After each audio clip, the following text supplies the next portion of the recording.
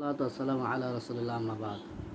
আল্লাহ রসুলের কাছে একজন বালক আসলো, ছোট্ট একজন বালক আসলো, এসে বললেন, ইয়া রাসূলুল্লাহ, ইয়া হাবিবাল্লাহ, আপনি আমাকে কিছু আমল শিক্ষা দিন, যাতে করে জান্নাতে যাওয়া যায়, সেই আমলগুলো করে।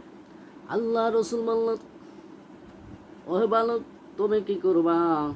আল্লাহ রাব্বুল আলামিনের ইবাদত করবা, কিন্তু তার সাথে শরীক সাব্যস্ত করবা না, শরীক করবা না।